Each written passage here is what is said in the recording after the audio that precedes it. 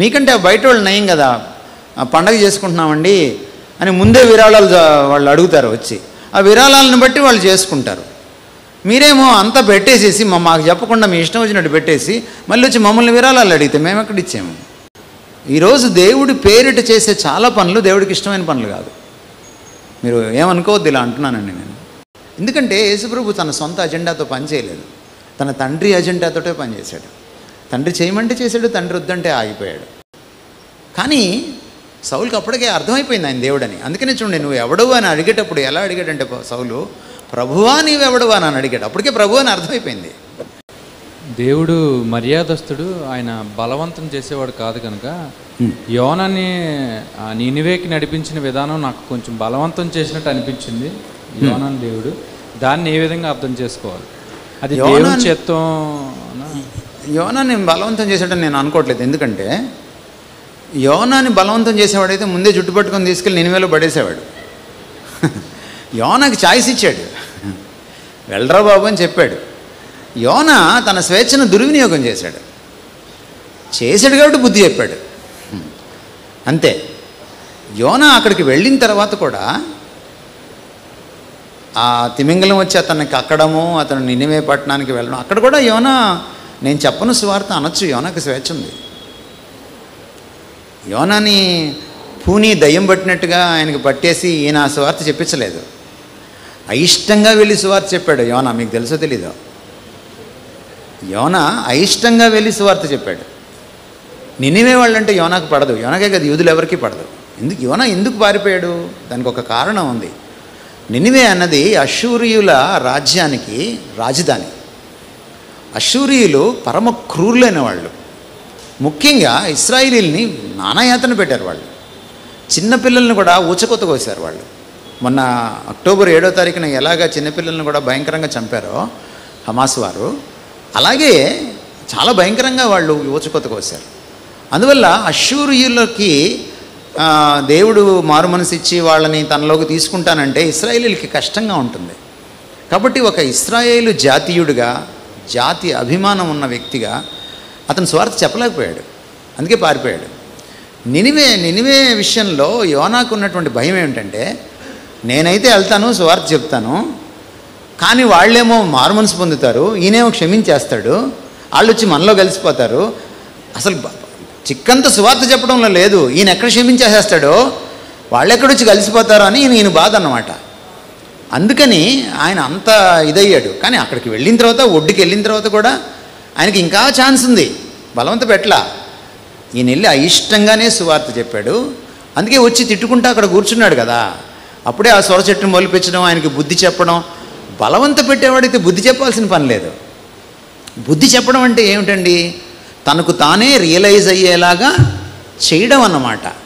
So ఒక సొర చెట్టు ద్వారా ఒక పాఠం నేర్పించి తనలో తానే పరివర్తన వచ్చేలాగా, తనకై తానే ఆ పరివర్తన తెచ్చుకునేలాగా అతనికి ఆ అవకాశాన్ని, ఆ పరిస్థితుల్ని ఆయన కల్పించాడు దేవుడు. కాబట్టి ఆయన ఎప్పుడు కూడా బలవంత పెట్టాడు. అది ఇప్పుడు సౌలు దమస్కులో వెళ్తున్నప్పుడు కూడా సౌలు కింద పడిపోయాడు. కింద పడిపోయిన తర్వాత కూడా నేను యేసును అని చెప్పిన తర్వాత సౌలు, నీతో నాకు సంబంధం లేదు, నువ్వు నాకు వ్యతిరేకివి, నా యెహోవా దేవుడికి వ్యతిరేకం చెప్పొచ్చు సౌలు. కానీ సౌలుకి అప్పటికే అర్థమైపోయింది ఆయన దేవుడని. అందుకనే చూడండి, నువ్వు ఎవడవు అని అడిగేటప్పుడు ఎలా అడిగాడంటే సౌలు, ప్రభువా నీవెవడవా అని అడిగాడు. అప్పటికే ప్రభు అని అర్థమైపోయింది. కాకపోతే ఆయన కన్ఫ్యూషన్లో ఉన్నాడు. యెహోవా దేవుడు ఈయన ఒకడేనా కాదా అనే కన్ఫ్యూషన్లో ఉన్నాడు. సో అందుకని ప్రభువా అంటూనే ఎవడవు నువ్వు అని అడిగాడు.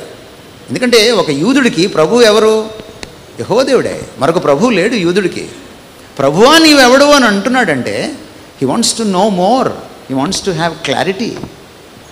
సో ప్రతిసారి ప్రభు డీలింగ్స్లో ఆయన ఖచ్చితంగా ఆయన స్వేచ్ఛను హరించడు. ఎందుకు అంతమంది నరకానికి వెళ్తారు?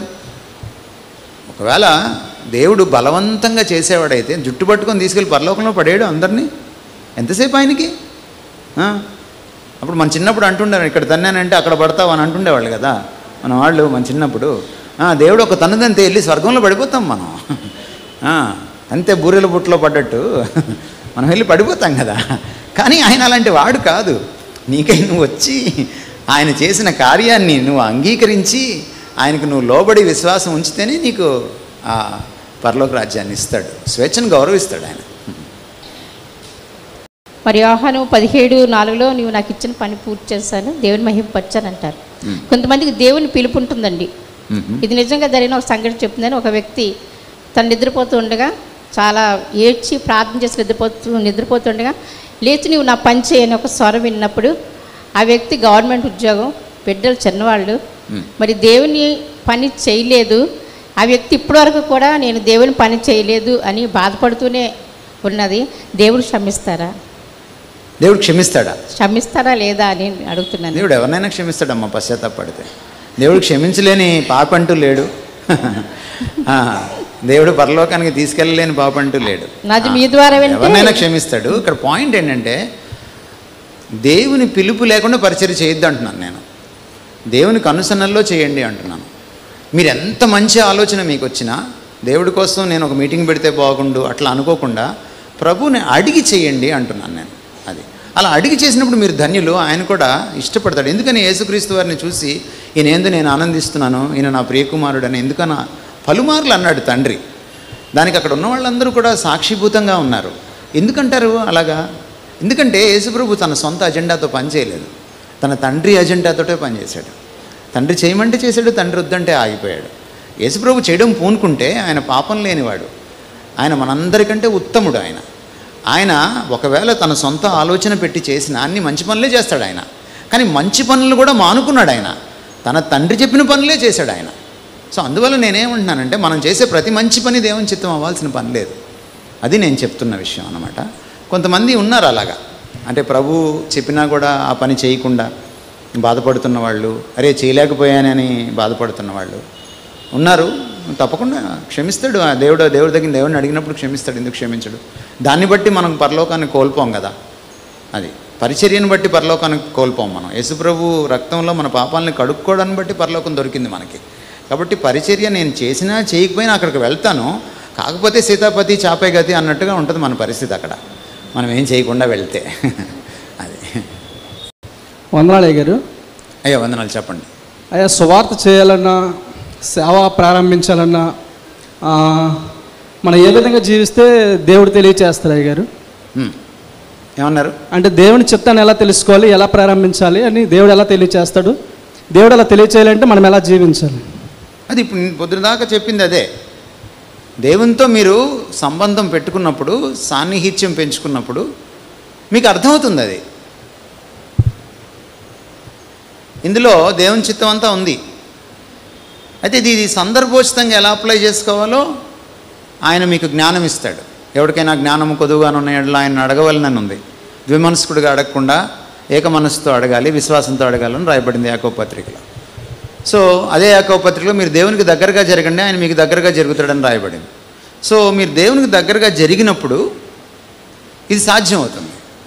ఇది ఒక చిట్కా కాదు, ఇది ప్రభుత్వం మీకున్న అనుభవాన్ని బట్టి. ఎందుకు మరి పౌలుకి ఎలా తెలిసింది సువార్త ఇక్కడ చెప్పొద్దు అనే విషయం? పౌలుకి ఎలా తెలిసింది? ప్రభుతో అతనుకున్న సాన్నిహిత్యం. ప్రభు ఒక మాట చెప్తే నా గొర్రెలు నా స్వరము వినును అన్నాడు ఆయన. మనం ఆయన గొర్రెలం అయినప్పుడు ఆయన స్వరం వినగలుగుతాం. మనం ఎవరో గొర్రెలం అయినప్పుడు, అంటే ఎవరినో ఫాలో అయినప్పుడు మనం వాళ్ళ స్వరం వినలేప్పుడు, మీరు దైవజనులు ఫ్యాన్ అయ్యారనుకోండి, దైవజనుడి స్వరమే మీకు వినపడుతుంది, దేవుడి స్వరం వినపడదు. మీరు దేవుడి ఫ్యాన్ అయ్యారనుకోండి, దేవుడి స్వరం వినపడుతుంది. అది ఆ దేవుడి స్వరంతో దైవజనుడి స్వరం కరెక్టా కాదో చెప్పగలిగే పరిస్థితి కూడా వస్తుంది మీకు. అంచేత కీలకమైన విషయం అదే, ప్రభుత్వం మీకున్నటువంటి సన్నిహిత సంబంధం. ఆ సంబంధంలో మీరు వాక్యాన్ని అప్లై చేసుకునే విధానం. సో వాక్యం ఎరుగక, వాక్యం రాయించిన వాడిని ఎరుగక ఉన్నప్పుడు మనకి దేవుని చిత్తం ఏదో మనకు తెలియదు. మనం చేసే సేవ చాలా బల్లగుద్ది చెప్పగలను నేను. ఈరోజు జరుగుతున్న సేవా విధానం రకరకాల బహిరంగ సభలు కావచ్చు, మెగా చర్చలు కావచ్చు, ఆరాధన కార్యక్రమాలు కావచ్చు, 90% దేవుడికి ఇష్టమైనవి కాదు. ఎందుకంటే అవి వాక్యానుసారంగా నడవట్లేదు. ఇదంతా ఒక ట్రెండ్ సృష్టించుకున్నాం మనం. ప్రతి ఏడాది ఒక బహిరంగ సభ పెట్టాలని ఎవరు చెప్పారు మనకి? ఎవరు చెప్పలా, తెచ్చిపెట్టుకున్నాం అంతే. చర్చి వార్షికోత్సవానికి ఖచ్చితంగా బహిరంగ సభ పెట్టాలి. మళ్ళీ అది కాక బహిరంగ సభ అప్పు చేసి పెడుతున్నారు. అప్పు చేసి పెట్టమని అసలు చెప్పలేదు దేవుడు. మా చర్చిలో పెద్ద డబ్బులు ఏం లేవు సార్, మేము చాలా పేద చర్చి మాది, కానీ పెద్ద సభ పెట్టాము, మీరే ఇవ్వాలి అంటే, నువ్వు పెట్టేటప్పుడు నన్ను అడగలేదు కదా. మీకంటే బయట వాళ్ళు నయం కదా, పండగ చేసుకుంటున్నామండి అని ముందే విరాళాలు వాళ్ళు అడుగుతారు వచ్చి, ఆ విరాళాలను బట్టి వాళ్ళు చేసుకుంటారు. మీరేమో అంతా పెట్టేసేసి మాకు చెప్పకుండా మీ ఇష్టం వచ్చినట్టు పెట్టేసి మళ్ళీ వచ్చి మమ్మల్ని విరాళాలు అడిగితే మేము ఎక్కడ ఇచ్చాము? పెట్టమని చెప్పినోడే విరాళం ఇస్తాడు. ఒకవేళ దేవుడు పెట్టమని నీకు చెప్తే బ్రహ్మాండమైన బహిరంగ సభ పెట్టరా అంటే దేవుడు దానికి కావాల్సినన్ని ఆయన ఇస్తాడు. ఎవరెవరినో ప్రేరేపిస్తాడు, వాళ్ళందరూ వచ్చి ఆటోమేటిక్గా మీకు ఇచ్చేళ్తారు. కాబట్టి మనం చేస్తున్న సేవ ఏదో మన దర్పం చూపించుకోవడానికో, అట్టహాసం చేయడానికో, బయటికి ఏదో ప్రకటించుకోవడానికో, మనల్ని ప్రమోట్ చేసుకోవడానికో, మన రాజ్యాలను కట్టుకోవడానికో చేస్తున్నాము తప్ప, ఈరోజు దేవుడి పేరిట చేసే చాలా పనులు దేవుడికి ఇష్టమైన పనులు కాదు. మీరు ఏమనుకోవద్దు ఇలా అంటున్నానండి నేను. మీరు వాక్యం చదవండి, అపొస్తలులు ఏం చేశారో చూడండి, మీకు అర్థమవుతుంది. ఈరోజు క్రైస్తవ దైవజనుల పిల్లల వివాహాలు ఎలా జరుగుతున్నాయండి? ఆ కార్డు మీదేమో ఇది దేవుని వలన కలిగినది, ఇది నీ కన్నులకు ఆశ్చర్యము.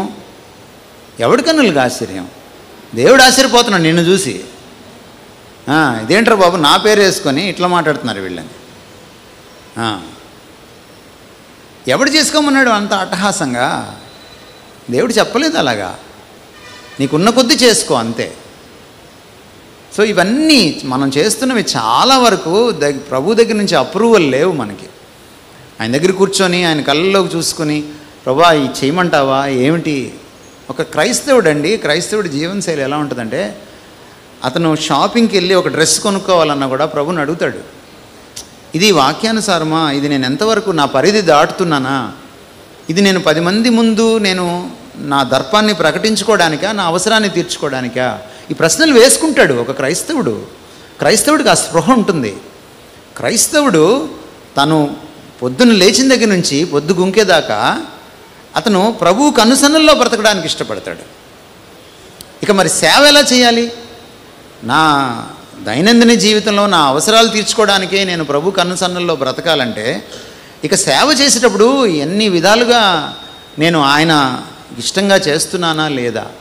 అందుకే అంటున్నాడు యేసుక్రీస్తు వారు, నువ్వు నాకు అప్పగించిన పని చేశాను కానీ నేను అనుకున్న పని చేయలేదు. నువ్వు నాకు అప్పగించిన పని నేను ముగించాను, అందువల్ల నిన్ను మహిమపరిచాను. నేను అనుకున్న పని చేస్తే నన్ను నేను మహిమపరుచుకుంటానండి. దేవుడు నాకు అప్పగించిన పని నేను ముగిస్తే నేను దేవుడిని మహిమపరుస్తానండి. దట్స్ ద బిగ్గెస్ట్ డిఫరెన్స్ అండి. ఈరోజు మనకి కీర్తి గడించాలని, డబ్బులు సంపాదించాలని యావ పెరిగిపోయింది. యూట్యూబ్లో కనపడాలన్న యావ పెరిగిపోయింది. సేవను ఈ యావ నడిపిస్తుందే తప్ప ప్రభువు నడిపించట్లేదు. అది సమస్య అయిపోయింది. అందరూ అలా ఉన్నారు అనట్లేదు నేను, కానీ అధిక శాతం అలాగే ఉన్నారు. 100% అలాగే ఉన్నారు.